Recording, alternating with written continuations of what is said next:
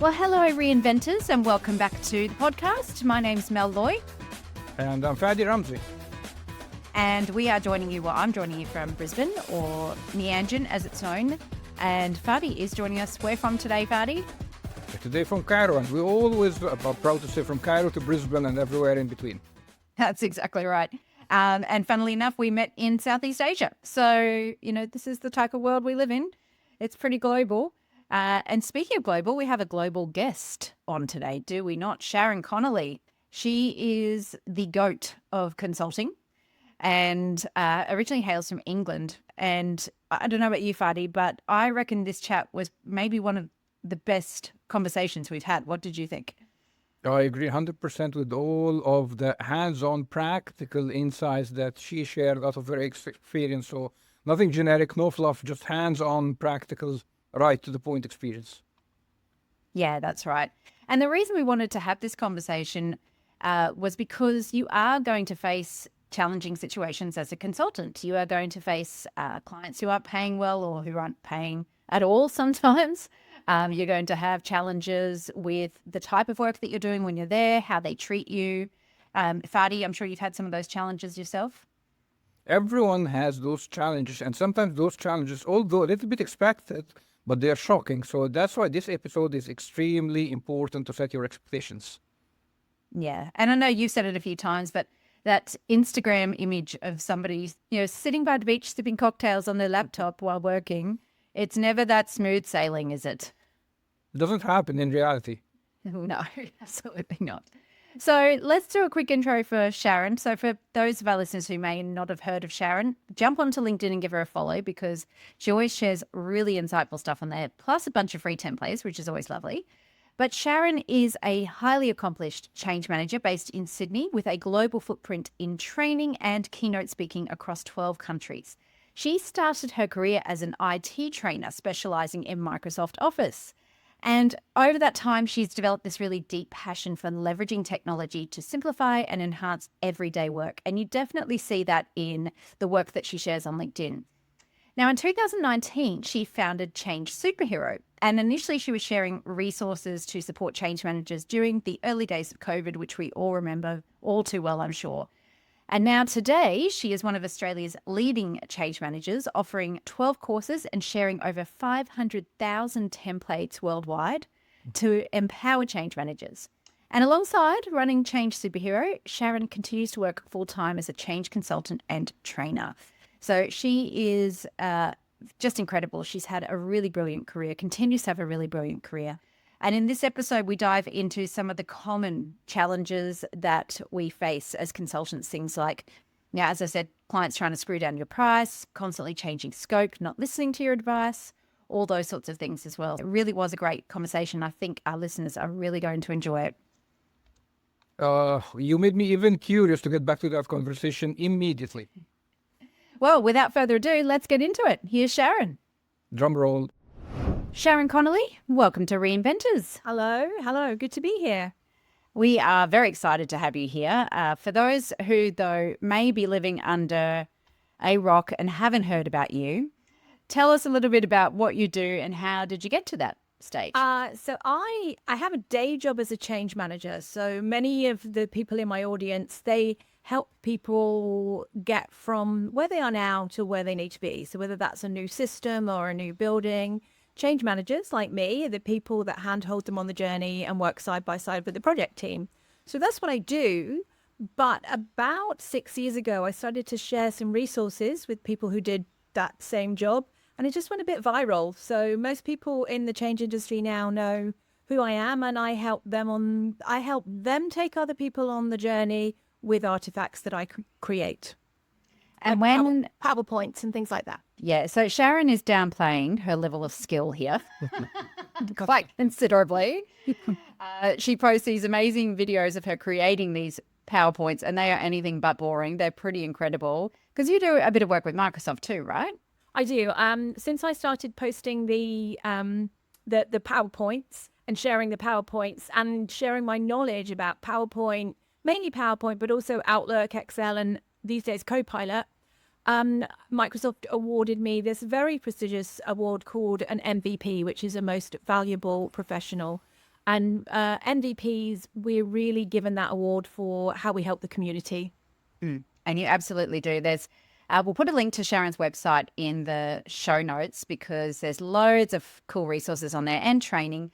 But you weren't always a change manager. You've had a very interesting career path. I mean, there's a fashion angle in there. There's all sorts of things. Tell us a bit about that. Well, I mean, if we go back to my early career, I was actually doing similar things to what I'm doing now. I was an IT trainer, which in those days, we didn't have change managers. We called it a trainer or a learning professional or maybe even communications. They were all lumped together.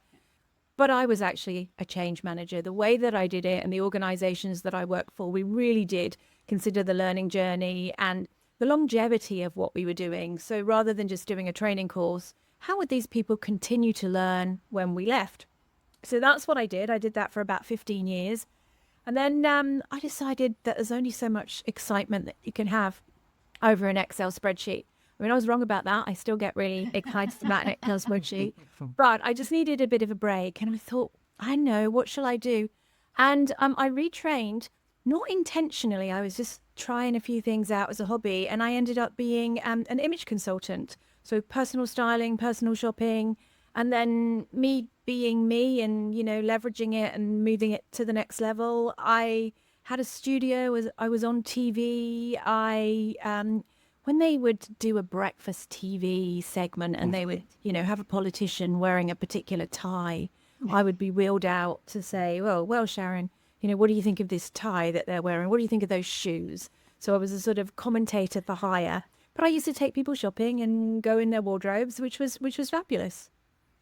Yes, and it sounds like you've really been doing the consulting thing in many different ways for a very long time. Really. Forever. Since forever. I mean, since I came to Australia in 2014, I've been employed as a contractor. But prior to that, 23 years, I was doing consulting running my own consultancy, individual consultations. Basically a bit of a scrappy entrepreneur for 25 years before I came here and started to be gainfully employed. We do love a scrappy entrepreneur. mainly juggling around kids. That was the driver is I've got two, they're grown up now, but it's mainly because then there were jobs that fitted around kids. So if you wanted to work, you had to invent it yourself and make it work for you. Because there was no childcare, no jobs that accommodated you. Yeah, so we reinvent how do we work, and that's the brand for our. But Sharon, this is very inspiring and interesting when you said 23 years of consulting on different fronts. Apparently, the journey is extremely rich journey. So that brings me to the question: across this long, inspiring journey, what are the most clear myths that you have seen about consulting?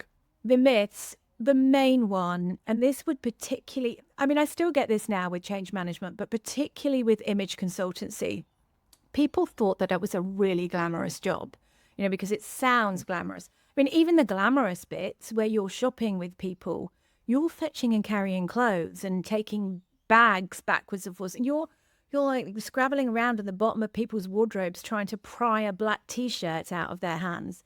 So, but even the glamorous stuff, most of consulting, people don't get to do what they signed up to do until they become very successful. It is marketing and advertising and networking and trying to figure out where you fit in business and having a niche offering. And if you don't have a really niche sought after offering, it's fighting for your place in the market. It is all about, I mean, even now, I spend a considerable amount of time. I mean, when I started, the internet it wasn't, I'm sure it had been invented, but it wasn't out there. When I first did set up a training room with 10 PCs, they weren't connected to each other. There was no way, the only way that they were connected was via the power cable around the outside. My first computer training room didn't even have a mouse. Like we didn't have mice then, and we had to load the discs on 10 discs to put in WordPerfect 5.1. But whatever job I have done, it's less about doing the job. It's about doing that marketing and advertising and setting up your websites, and now SEO and social media, out networking. There is so much to do. And when people figure out how much they're going to earn, they cost that, or they think about that, working 5 days a week, working 8 hours a day, or whatever they've decided to do. They don't factor in that probably, I don't know, 30-40% of your time is doing all of that stuff around it. Now, a lot of people will say, well, hire a VA. You know, that's okay. That's good. But the challenge is a lot of the time you haven't figured out what it is you're going to do yet. So when you hire a VA or any type of assistant, this person has to have processes and instructions that you need to follow very, very carefully. And when you're just in that business going round and round, you can't give this person a process because you have no idea what works, unless you're trying to follow somebody else's process, and then that won't work.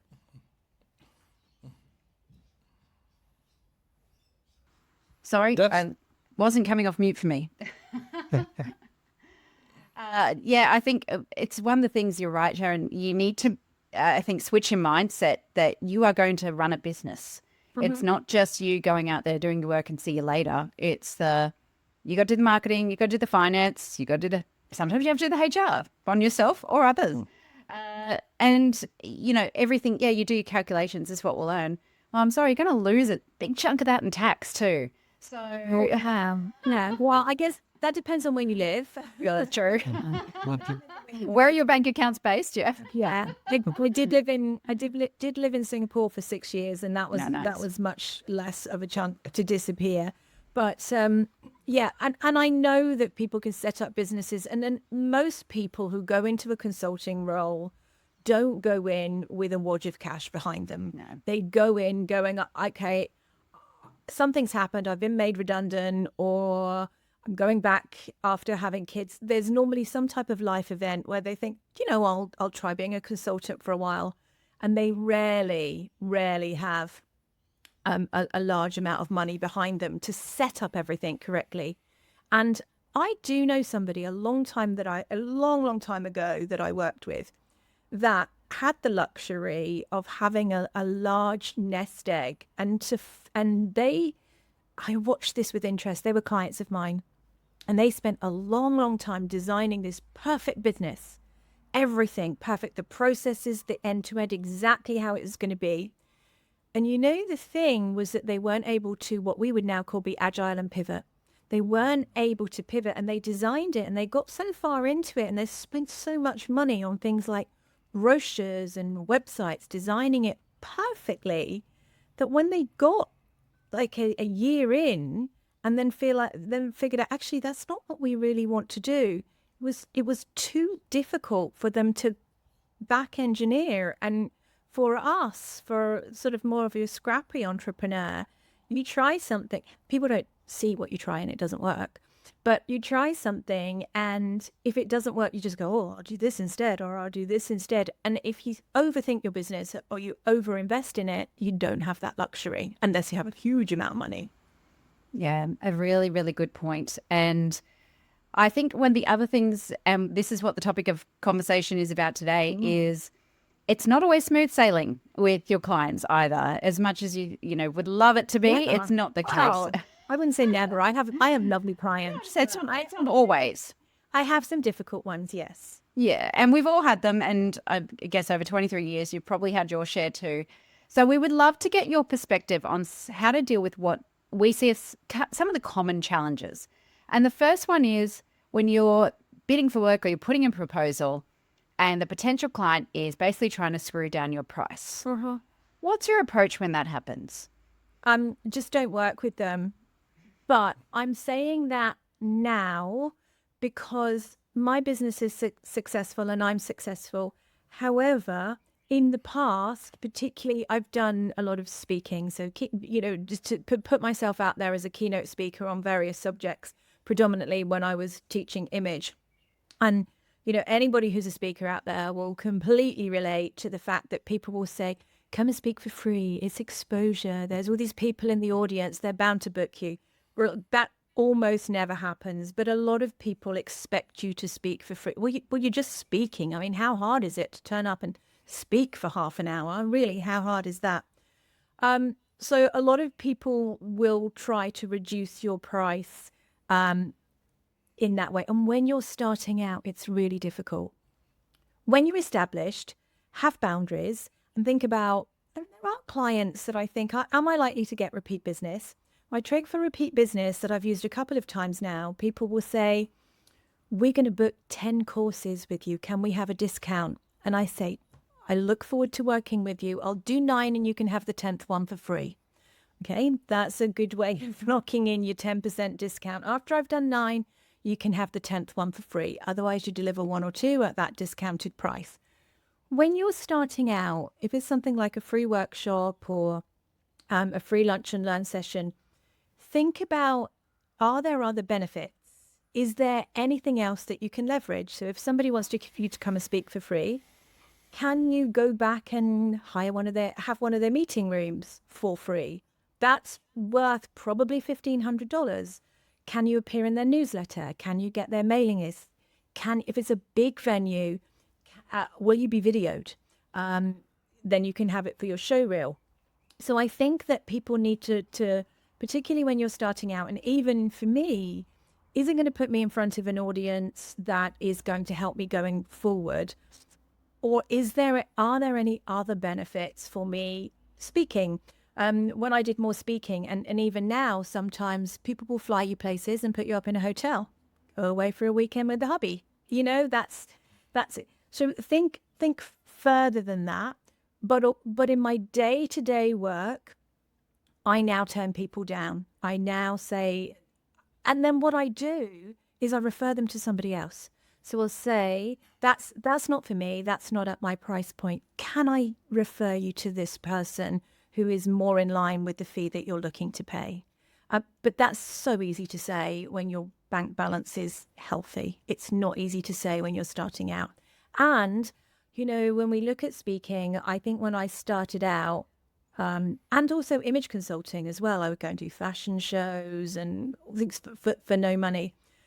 Speaking, if enough people stood still on a corner for long enough, I'd start speaking to them. I would take every opportunity that I could, because it's learning, it's honing your skills, it's practicing as well. So are you building your craft, or are people just like taking the piss? Don't let them do that.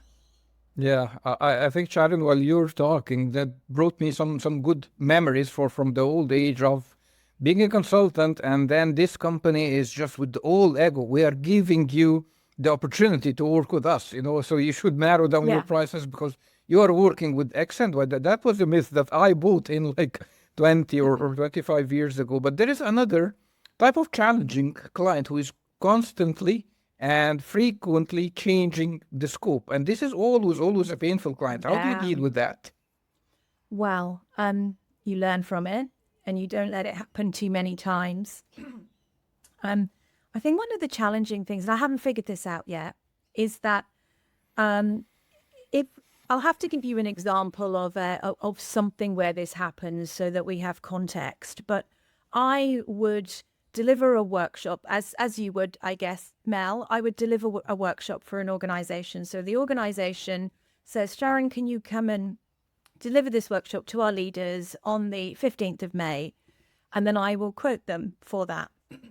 Now, I will always include some type of customization because every client is different and I want to make sure that I'm addressing their audience. I will first of all have a call with them and I will say, tell me what the problems are. What problems are you trying to solve? And I will ask them very precisely, if 20 people are in the room or on the Teams call, when they leave, what do you want their takeaways to be? What do you want them to be thinking, feeling, questioning, challenging? So that's how I start, so that people know that I'm there to fix a problem. Because if you're not fixing a problem, you're just a comedian, and I'm not that funny. So I help the client to understand that I'm there to fix a problem for them. And then that should be it. Maybe a quick check-in before the event, sound check. But I do have a number of clients. I have had a number of clients now where between me doing the initial brief and then delivering it, I've had maybe 4 or 5 one-hour meetings with them just when they want me to talk to somebody else and just when they want to talk to me to somebody else. That's an extra 5 hours of my time that I didn't factor in. That's 5 hours that I'm not working for another client. So I'm not sure. So I need a tighter terms and conditions than I have had previously, or I need to factor in more time there. So that's a mistake that's happened to me a couple of times. The other bit to do, and this is actually coming from our work in projects, and I think that probably sometimes we're just a little bit too accommodating.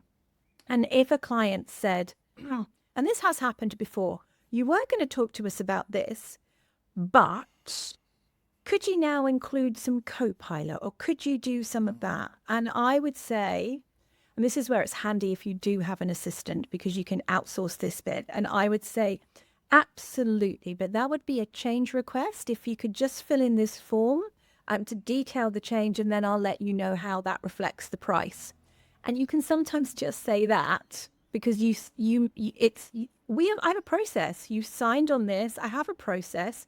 And if you would like to change it, there will be an additional cost. Let me tell you what that would be. And quite often, no, we'll stick as we are.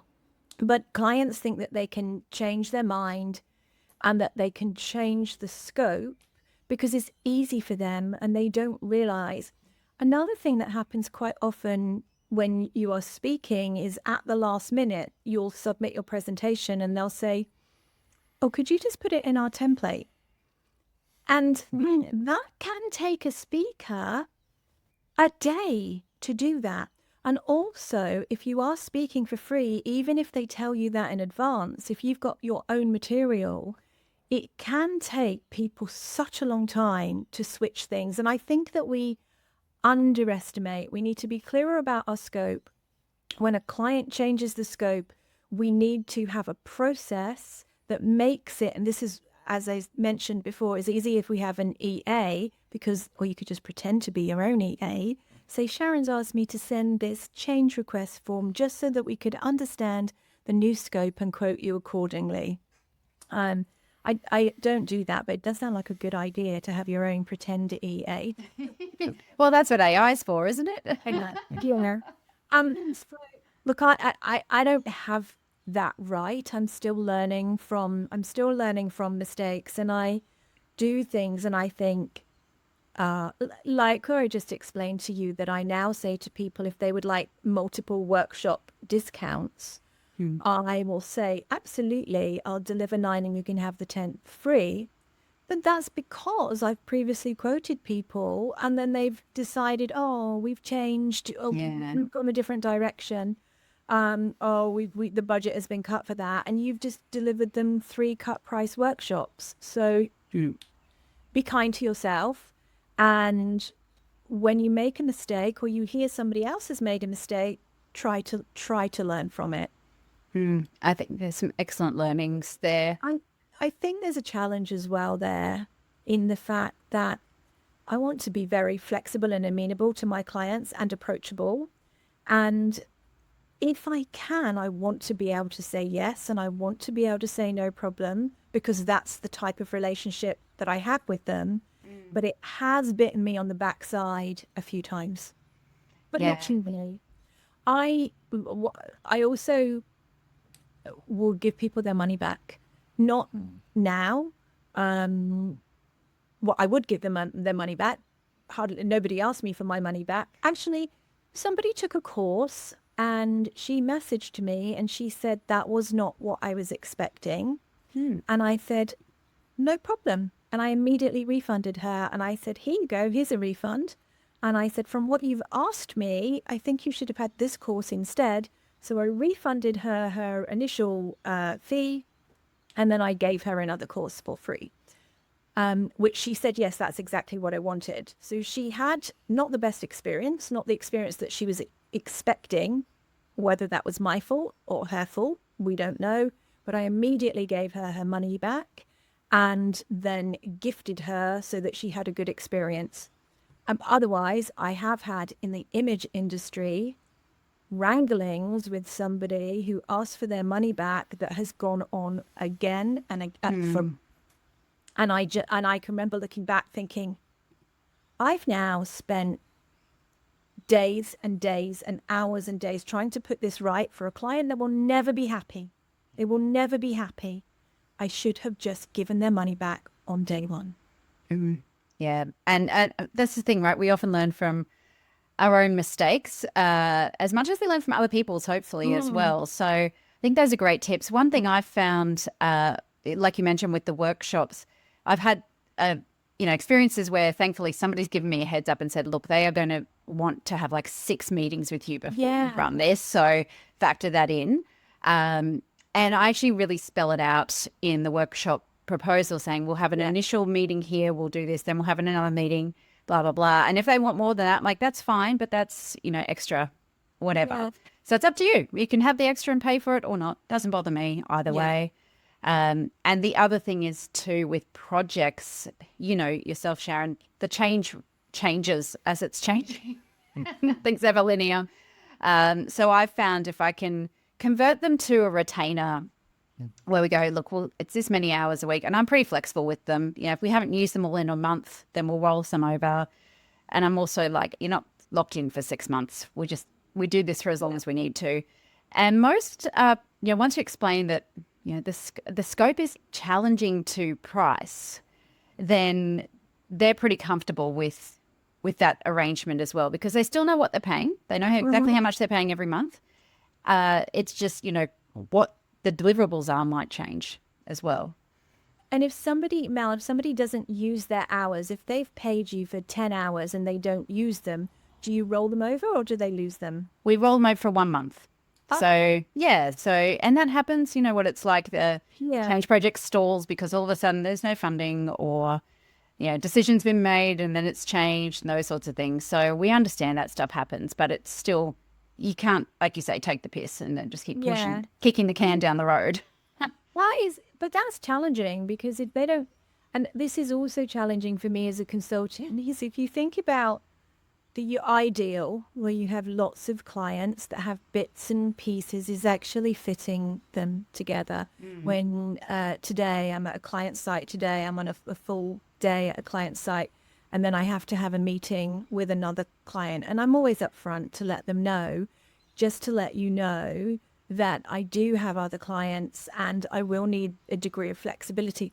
But it works both ways because the client that I'm working for today, I don't work for them Mondays and Tuesdays, but if they want me to do something on a Monday and a Tuesday, I will go and do it at, being flexible with the other clients.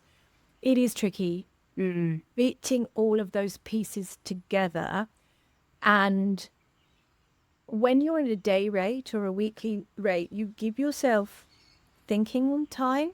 If somebody's paying me for a day, I will be at my desk and I will do a day's work. But if I need to pop out and get a cup of coffee, I don't think, oh my goodness, I need to work an extra half an hour.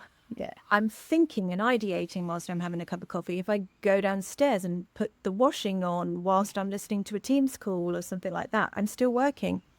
When I'm doing more like a retainer work, I tend to only charge for the exact hour that I've worked. And sometimes you end up thinking, I seem to have worked 10 hours today, but I've only charged for 4. And you have to figure out how you're going to navigate that.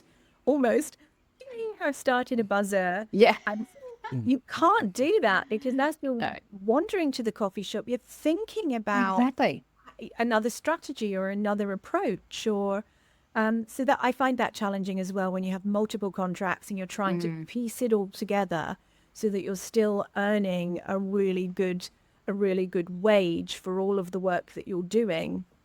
But you've got that flexibility with the clients as well. Yeah. Sharon, with all these challenges, it might look like really tough journey to start your own consultancy journey. So having said that, if I'm just starting the journey as a freelancer or a consultant, What would be your top advices for me not to fall on those pitfalls? What would be a list of advices to guide me here? Do your sums. Okay. Really make sure that you will earn, that you have the potential to earn what you want to earn with the skills that you have. And the reason that I say this is that people in communication and change, like Mel and myself, we can earn, depending on where you are in the world. I know there might be a big variance, but it's not uncommon. Anybody can go and look on a job site now and they can see that a change manager or a communications person can earn between likely $180,000 and $250,000 a year as a full-time contractor, maybe a little bit less than a permanent employee. If you want to be a consultant, it is really hard to glue those pieces together to earn that much when you have all of that other stuff to do, because you have all of these expenses too. So my first thing is be really, really clear about why you want to become a consultant. You won't work any less. You really won't. I mean, I take tons of great holidays, but I am piggybacking on all of these years of being a consultant, and in the last 5 years, considerable success. And I've been doing it for a long time now. But when you are starting out, you will work your butt off doing stuff that you have no idea what to do. It's very lonely, it's very frustrating, and you will have cost after cost after cost, and you'll have to figure out your IT, and there's so much. If you think you're going to make more money as a consultant, most of the time you are mistaken. Don't do it for that. Do it because you have something different that you want to say. You have a different area that you want to work in. You want to work around kids or animals or something to do with your lifestyle, whether you want to do a number of things. But for most people, you will not earn more money as a consultant if you already have a highly paid job. I look at, we would all see loads of things on Instagram and now LinkedIn saying, follow my 200-page blueprint and you can get a course delivered by the end of the week, only 40 hours, there's no fail platform. These never work. They absolutely never work. I mean, maybe they do for some people, but I don't think that they will work. And for most people, if you're a dog walker, okay, if you're a dog walker and you're earning $120 a day, then maybe selling an online course for $16 a copy maybe will make you a little bit wealthier. But if you are an established communications and marketing expert, you are unlikely to earn more money, certainly in the first 5 years. What would you say, Mal? 5? Yeah, Maybe? absolutely. Yeah. And you're unlikely to, and you're going to put tons of work in for very little return. And you have to find your secret sauce. What makes you different than anybody else? Or how do you do the same thing differently? I think that's the key, isn't it? It's because it's a flooded marketplace out there. There's a lot of, personal branding experts and comms people and change people. And a lot of them sell courses and that's fine. It's more about, as you say, what makes you different. And I kind of think of it like, as you say, what's your secret sauce? For me, it's like a Venn diagram. So you got those 3 circles. And it might just be a combination of skills or knowledge that you have that not many other people have that combination as opposed to one specific thing. So for me, it's the communications background, it's the change management background, and it's the behavioral science stuff. So that's my secret sauce is where those 3 things meet. On their own, lots of people doing that stuff. I think it's right time, right place, right person as well. Because if we think about some of the courses that I do right now, PowerPoint, Excel, creating newsletters, I used to deliver these courses in the UK and I used to deliver them in Singapore as well. And when I was doing Excel training in Singapore, I had this special way that I did it. I delivered them at the Hard Rock Cafe. The Hard Rock Cafe had this little meeting room upstairs, and I used to run Excel that rocks, PowerPoint that rocks. And a Singaporean audience is quite different than an Australian audience. But anyway, people would be up on the stage, like playing an air guitar and stuff during the Excel course. would bat balloons around and all of these activities. But I wasn't, it was fun and I made a living, but I was not phenomenally successful because, okay, even though that was a bit different, it wasn't niched enough. I then rebadged almost exactly the same courses and I called it Excel dashboards. And I did this by accident, by the way. I didn't plan to do it. I saw somebody asked, I had a number of people asking, hey, how do I create that change dashboard that you created? And I just put on a course saying Excel dashboards for change managers, PowerPoint for change managers. I was selling exactly the core. It's exactly the same course. I just shifted the audience and I shifted the marketing, and that's where it became really, really successful. I don't only have change managers on my courses. I have loads of small business people, coaches, learning designers, project managers, but all of my marketing says Excel, PowerPoint for change managers. And people will say, hey, I'm a coach. Would this be okay for me? Like, absolutely. But you have to find your sweet spot. On the other hand as well, sometimes people just go crazy over trying to find this sweet spot. And you just have to put it out there sometimes, and you have to deliver a course to loads of people, figure out which one you'd enjoy it the most, where did you get the most feedback. Sometimes as well, your niche is whoever will pay you. I didn't realize that I'm all of a sudden a specialist change manager for hairdressers. Wow, who'd have thought? Oh, Sharon, thank you so much. There's so much gold in this conversation from you. Thank you. Now, we have 3 questions we ask each guest. I've forgotten what they are, and I have read them, but I've forgotten what they are. That's all right.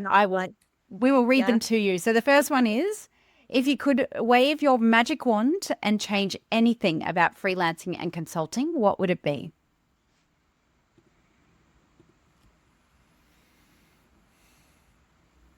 I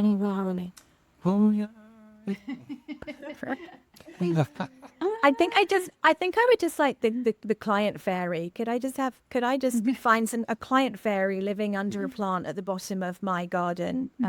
And then I could go out there and I could go, oh, I'll pick a client. Yeah, client fairy, please. Okay, client fairy, I'm here for it. And that sounds interesting. So moving to the second question here, Sharon, who is the freelancer or a consultant that you top admire and why? I remember this question now, and I don't have one. I don't have a freelancer in that way. And I think the only an entrepreneur that I think is in some ways accessible, and many of our change audiences will know her. I do really admire the way that Trini Woodall does, Trini London, does her makeup and fashion. And one of the lessons that I have from Trini is that to give so much away unconditionally, and then it comes back. It should come back to you. You can't guarantee that it will come back. But I love the way that Trini puts herself out there as this really accessible person to help you. And I couldn't tell you how, I could tell you there's a load of Trini products out there in my bathroom there. But creating this relationship with your audience, I think that's what I admire. And I also see, I didn't seek to do that. I didn't set out to do that, but I see, oh yeah, I do that as well. I create relationships with my audiences. They say to me, so interesting, as before we came on the call, Mel was talking about somebody that knew me. And a lot of people are like, wow, you're really normal when I meet you. What did you think I was going to be? Did you think I was a different person on a podcast than I am when you meet me? Yeah, no. People are surprised that you're the same person. So yeah, I think that authenticity around Trini, but I don't really look at anybody, and I admire lots of people, but I don't think, I wish I did that, because anybody successful is really treading their own path. Love that. Great answer. Last question, the most important one. This is consulting conversations over coffee. So what's your coffee or tea or hot beverage of choice? Espresso martini. Makes sense. Straight answer. It's on brand. I love it. Well, Sharon, thank you so much for joining us today. If people want to learn more about you, what's the best way to do that? Probably they can find me on LinkedIn, or I do have a website, changesuperhero.com.au. Love it. Thank you so much for your Thank you, time. Sharon. Thank Thank you. Thanks. Bye-bye. Well, Fadi, that was quite the conversation with Sharon. She is just full of energy and ideas. What did you think? A consistent flow of energy, ideas, and lessons learned. Absolutely. And she certainly had a very varied career, which I love because she, you take lessons from all this stuff. So our key takeaways from today's episode. Do you want to go I think first? Today we have the 3 Bs. So yeah, that's quite interesting, and it was difficult to distill all the knowledge that she shared. But if we put it in 3 points, I would say the first B is be aware of your numbers. Be prepared to earn less, at least for the start. Keep an eye on the numbers. Keep a close eye on the numbers and see what works and doesn't work, and always, take it from there. I would say that's the first point. First B. What about you? Yeah. Yeah, like you said, it's in numbers, but also be super conscious of your time. So sometimes we quote for things, not realizing there's going to be extra meetings and extra scope creep and all those sorts of things. So there's different ways around that. You can factor that into your quote. You can, I loved what Sharon said, have your assistant, even if they're not real, put through a change request for you so that you are actually getting paid for the work you're doing. And the third B, which was really deeply insightful for me, because sometimes we miss it as consultants, is be kind to yourself. Treat yourself kindly, because you will make mistakes. There will be pitfalls. There will be mistakes, but you always learn. As we always say, it's either we succeed or we learn. So take it easy. Be kind to yourself, and do not be afraid to pivot and try something else. Sometimes, a new direction can be a totally new empowering journey. So be kind to yourself and do not be afraid to pivot. Love it. I think we nailed it. What do you reckon? I think that's a summary for a whole masterclass that we got today. That's exactly right. Well, thank you so much again for your time, Fadi. I always love these conversations with you and our guests. It's amazing always to have these consultant conversations over coffee. With people from all over the world. So tune in for our next one. We do have more guests coming your way. Stay tuned.